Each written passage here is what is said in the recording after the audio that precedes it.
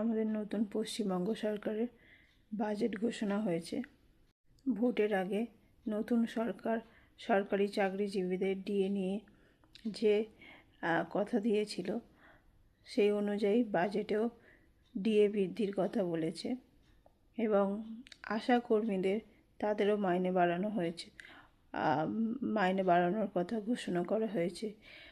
এছাড়া civic volunteer এবং green police যারা তাদেরও 2000 টাকা করে মাইনে বাড়ানো হচ্ছে। মহিলাদের জন্য 33% সংরক্ষণ করা হচ্ছে। এছাড়া পুলিশ এবং শিক্ষকদের ক্ষেত্রে প্রচুর নিয়োগ করা হবে। ঘাটাল মাস্টার প্ল্যান যেটা দেবের স্বপ্ন, সেই নিয়ে দেব বারবার কথা তুলেছিল। ওই প্রজেক্টেও টাকা বরাদ্দ করা হয়েছে। এটা খুবই ভালো একটা বাজেট বলা যেতেই পারে। কয়েকটা জিনিস যেটা আমার একটু কেমন লাগলো সেটা হলো এই যে মিড ডে মিলের খাবার এখন থেকে ইসকনের হাতে দায়িত্ব দেওয়া হলো। ইসকনের হাতে যখন দায়িত্ব দেওয়া হলো, এই বাচ্চাগুলোকে আর ডিম দেওয়া হবে না, কারণ ইসকন যেহেতু এই খাবারগুলো বানাবে, তো তারা কি করবে, নিরামিষ খাবার বাচ্চাদেরকে সাপ্লাই করবে। এটা একটু কেমন মনে হচ্ছে, যেন ইসকনকে কেন দায়িত্ব দেওয়া হলো।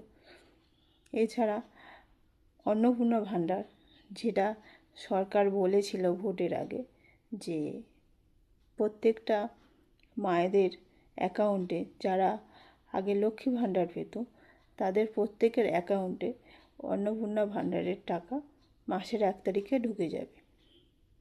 কিন্তু বাজেটে যেটা দেখা গেল, প্রায় 2 কোটির বেশি মেয়েরা এই লক্ষ্মীর ভাণ্ডার পেত। এখন বর্তমান বাজেটে যেটা দেখা গেল, 1 কোটি মহিলারা এই অন্নপূর্ণা ভাণ্ডার পাবে, বাকিরা পাবে না। তাই যারা ভাবছো যে প্রত্যেকে অন্নপূর্ণার ভাণ্ডার পাবে, মানে যারা লক্ষ্মীর ভাণ্ডার পেতে অন্নপূর্ণা ভাণ্ডার পাবে, সেটা হচ্ছে না।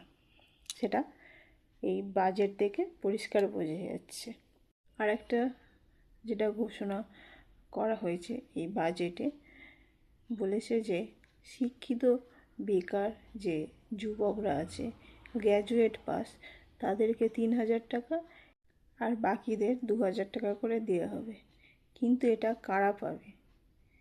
যাদের বছরে 1 লাখ টাকার কম আয়, মানে ভাবতে পারছো, বছরে 1 লাখ